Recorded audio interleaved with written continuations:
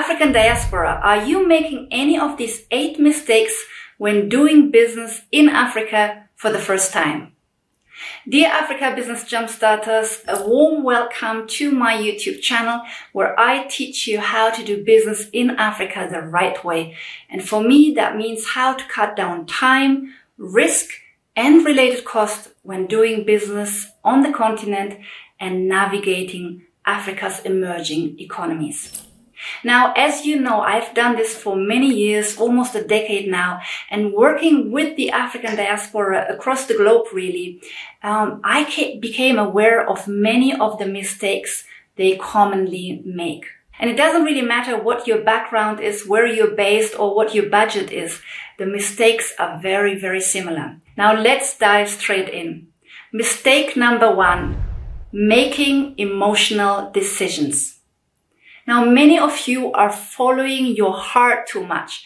And while that is generally a good thing, when it comes to doing business, you also have to really apply strategy and knowledge. Now, that means that many of you are choosing the country in which you want to do business in or invest in based on the fact that your family comes from that country, you have ancestry in this country, maybe you have done your DNA, and the results show that your story is very, very uniquely connected to a particular African country. So what we really have to understand is, and I know most of you know that, we have 54 economies in Africa. And while the continent is by and large an emerging region, not every country in Africa is an emerging economy. And when you find yourself in a given African country that is very difficult to navigate because business environment is still difficult, policies are not enabling, the infrastructure is hardly in place, then you will even struggle more to navigate that scenario when you're doing business in Africa or investing on the continent for the first time. Another point when it comes to emotional decision making is not just the country, but also the connections you make on the continent, so partnerships. And very often this results in loss or huge disappointment. And the reason really being is not because they were not trustworthy, they may or may not have been, but the question is, have they actually established successful businesses in your industry of choice? And if the answer is no, then they also just go with whatever they think works. And it doesn't mean they have tested the markets. So again, if it comes to your country of choice or with whom to partner with on the continent, let not your heart rule, but it has to really be based on informed decision making. Mistake number 2 the diaspora makes is they are choosing the wrong market. Now, I have briefly touched on it, but I really want to stress a little bit more on this. So as you know, I divide Africa into 4 categories, not based on North, South, East, and West Africa, but based on the risk and opportunity ratio. I have taught this for many years, and maybe I should do a separate video about this.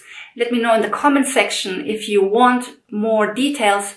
But really, we're dividing Africa based on risk and opportunity. So the first category is a high risk, high opportunity market country in Africa. The second category is a high risk, low opportunity country in Africa, and you really want to stay away from those. The next category is a low risk, high opportunity country in Africa, and those are your best markets to get started in. And the last category are low risk, low opportunity countries in Africa. So without that knowledge, you may just dive into a country without realizing that this is a high risk, high opportunity country, or possibly even a high risk, low opportunity country. And if you then start a high risk industry in that country, well, you're almost doomed to fail when you start in such a category for the first time, because it is very hard to navigate those countries especially if you couple that with a high risk industry. So leave that to people who have been in business already and they know exactly what to do and how to navigate Africa and their industry. Mistake number 3, juggling too many businesses or ideas. So many of you, once you're arriving in Africa, you will quickly see that there's opportunity left, right, and center. I mean, there's really opportunity everywhere. And the problem is that when you are coming into the market for the first time and you're getting started, you're seeing a lot of low-hanging fruits. And very often then you divert your attention from the business that you really wanted to do to another one and another one and another one. And suddenly you find yourself juggling 2, 3, 4 business concepts or business ideas early on. And that can never work. Now, I was guilty of that in my early days, and I just had to come back down to the ground and say, let me focus on the one business only. Now, I hear several of you saying, what about diversifying your risk? Yes, absolutely. That is very crucial, but not during the first years. What you need to focus on is to get your number one business off the ground successfully. That is challenging enough. Look, doing business in Africa is not easy. And when you're now juggling 2, 3, 4 business concepts, it will take away the attention and the learning that is so important from your key business because you are focusing on so many other ideas. Mistake number 4, not understanding or assessing risk. And this is where most of the mistakes are happening because you are really overestimating the opportunity and underestimating potential risk. Don't forget, you are starting a business or investment in an emerging economy. And that means it is a very volatile economy. It is difficult to navigate. Now, understanding and assessing your risk is really key. And when you fail to do that very early on, your potential to fail just increases manifold. Shabat, would you tell my audience that mistake number 5 got mysteriously missing? Can you tell them, please? And why is your nose dirty again? Were you in the food garden again during the night? Mistake number 5, investing most of your money early on. Now, when you're just getting started with your African product or service, you do not understand your local market yet. And that means that you do not understand the market dynamics and any challenges or risks that may come your way early on. When you invest most of your money early on, you will not be left with enough money to overcome those early challenges and dynamics and to amend your business and offering where it is needed. So instead, I advise you to test a very lean version first with a fraction of the money that you have available. And it's really not important if you have a small or a large budget. It still applies. Only use a fraction of what you have, and then you will have enough money available to overcome early market dynamics or challenges that you simply did not foresee. Mistake number 6, not having a strong product market fit. And that really means that you're going too general. Your product or service is not specifically tailored to a certain segment in the market. And that then really entails that your marketing or your offering is all over the place.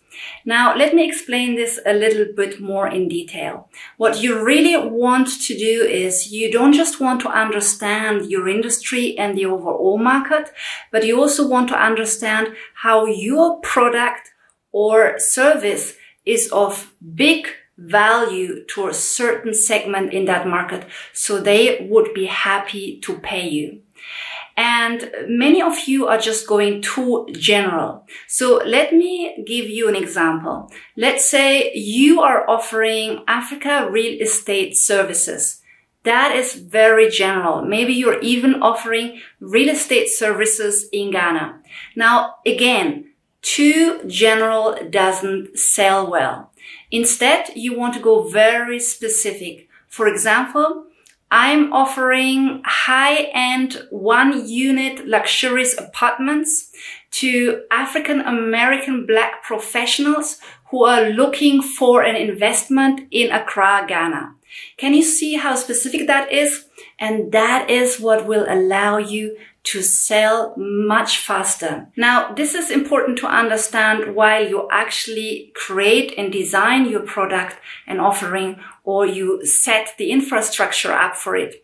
But it is also very crucial to understand while you go along, because markets are changing. Especially now, we're finding ourselves in a global recession, and that's just going to get worse. So it is so important that you remain flexible and highly relevant so that people would want to buy from you. And they only buy from you when they feel you have something that is specifically tailored to them. So remember, general doesn't sell. Specific with a strong match does when you do the marketing. Mistake number 7 that the African diaspora makes when doing business in Africa for the first time, and that is not going high end, or in other words, selling to the poor.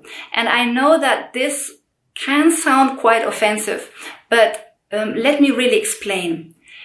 Again, it is very, very challenging to start a business. Most businesses fail, and that is even more so the case in the context of Africa. Now, the crucial aspect is really you want to make it in business, because that is how you can prosper and how Africa can prosper as a result of your success. Now, the challenge really when you are selling to the poor or those with little spending power is that you have to produce large quantities in order to make profits with small margins. But when you're in the beginning of your business journey and you're still trying to navigate the challenges in Africa's emerging economies, then you are in complete overwhelm. In fact, you do not even have the capacity, the experience to produce those quantities and to have the logistics to really distribute such quantities and to sell them to a large amount of people. And that is why your business will struggle for years to come or even fail because you're having cash flow problems. So again, leave those small margins to businesses that are well experienced, that have huge capacities, or dive into that serving the less advantaged when you yourself are very stable and successful in business and you know what you're doing. In the beginning, sell higher end. Sell to businesses, sell to the rich, sell to the upper class, sell to tourists. All of them are very, very relevant for Africa's national economies, tax payments, hard currency coming into the country, you name it. So you are very relevant still for those economies.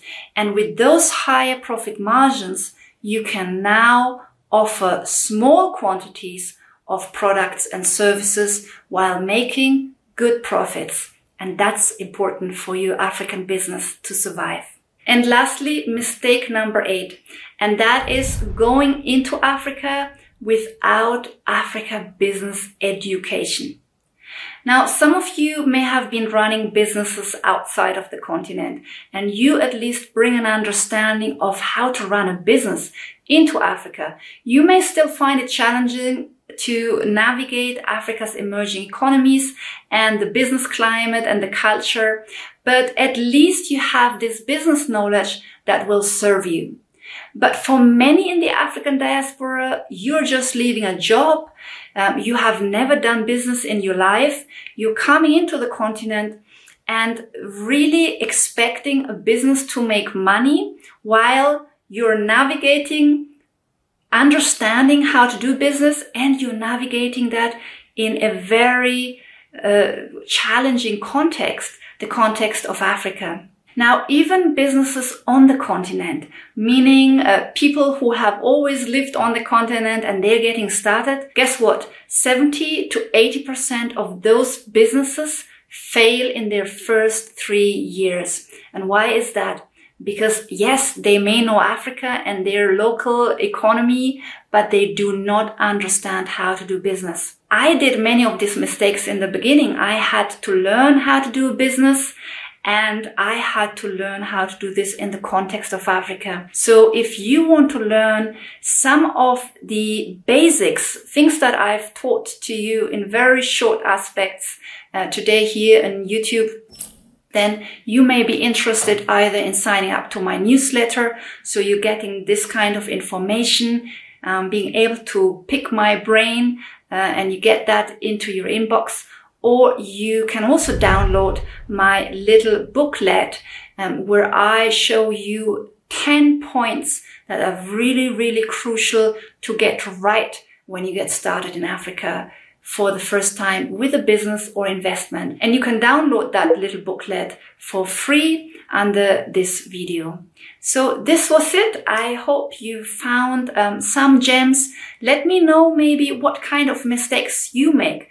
Again, I read every single YouTube comment that you make because it is part of my expertise. And it is part of my career to understand your successes and your struggles. So let us know in the YouTube comments the mistakes you've made and what you have learned, so that all of us can learn from you. Goodbye for now. Stay healthy and well wherever in the world you are. I'll see you in the next video.